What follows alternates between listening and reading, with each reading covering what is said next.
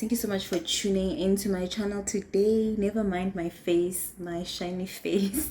So today it was like scrubbing day, so I used Millie Meal just to scrub it, get rid of all the dirt and all the makeup from the week. And also I just use Vaseline to just sort of like seal everything so that my face can just recover a bit, guys, from all the makeup during the week and everything. So today, guys, I want to talk about online shopping, right? SHEIN, to be specific.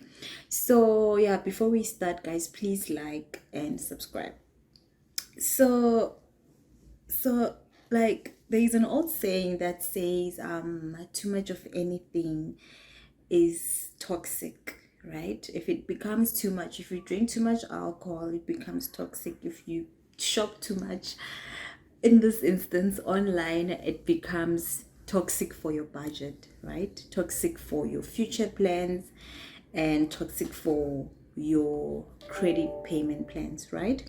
So given my experience, there's three things that I've noticed, that I have mistakes that I've made with shopping on SHEIN. Now, there's nothing that I've as beautiful as SHEIN clothes, guys. I think we can all agree. Like, most people love SHEIN clothes, from their handbags to their clothes. Everything is just like on point. For me, with SHEIN, I love shopping clothes for church because I find that they had like those nice ladylike dresses that you would usually would find maybe at your Edgar's for like 2,000 rand or like 1 point something or something, right? Even the blouses are nice. So like, but at Edgar's, a blouse that you'd find for like, for instance, maybe 200 rand at SHEIN, at Edgar's or Woolworths, or yes, you will find it for like maybe like 5, 6.99. So yeah, so then like SHEIN is not all bad. It has like a disadvantages actually. But for me, there's three things that I wanted to caution when it comes to like buying clothes on SHEIN. Number one, it's the impulse buying part of it. Just buying things because things are nice, not planning properly, not really thinking in terms of the budget, what should go in terms of like buying clothes on SHEIN, right? Like we all know that if we don't budget, things just go south. So we should just always make sure that we budget accordingly. We don't always just have to like shop on SHEIN. Like, for instance, you can shop on SHEIN maybe like for 2 seasons, right? The summer and the autumn, the summer and the spring, and then the winter and the autumn, like two periods, right, in a year. The first year you can like buy your summer clothes, your summer dresses, your bikinis, or whatever, if you're going to plan like vacations. And the second time you can like buy your winter clothes, your jackets, your tracksuits, and all that. And then also don't forget to set a budget, to set a limit, to say this is the limit. You don't go beyond, you don't go beyond and above that. So the second thing that I wanted to like just caution you guys about, that I have seen with my own experience, is to be careful about influencers, right? Those people, some of them are not influencers, it's just people that are on our social media, people that we follow, that we love, people that love fashion, right?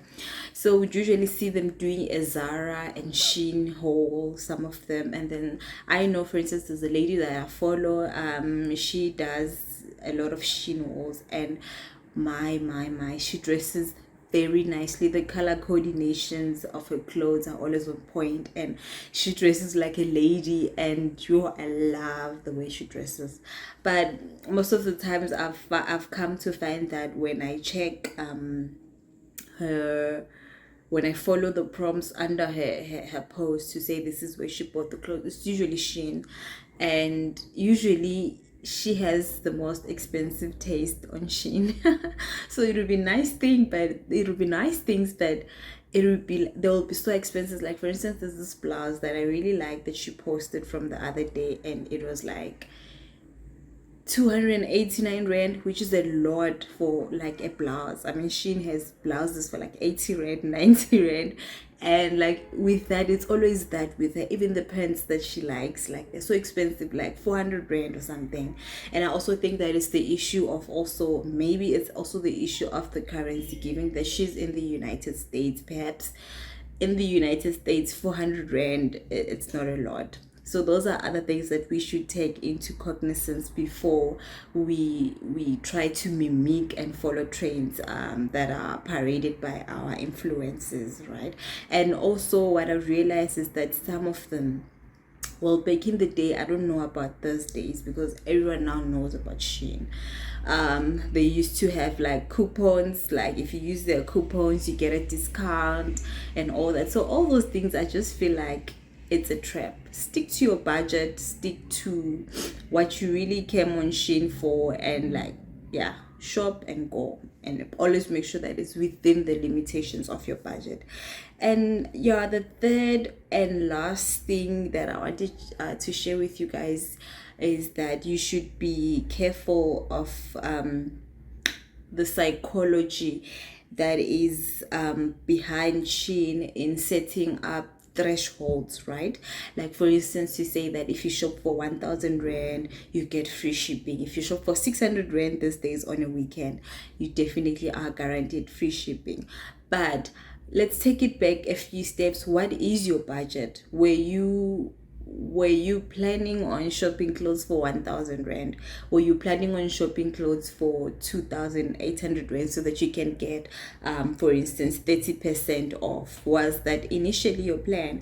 So those are the things that you really need to consider, because for them, they're being psychological in trying to make you think that if you buy for this amount, right, if you buy for 2800 rand you get free shipping, plus you also get 30% off on all the items that you shop. But what was your budget in the first place? You find that your budget in this instance was 1000 rand, but now you are being psychologically convinced or manipulated to buy for 2000 rand more, right? The 2000 rand that is not in your budget, because now you have this thinking that is in your mind that when you buy for that 2800 rand you're gonna get 30% off and it's free shipping and all that.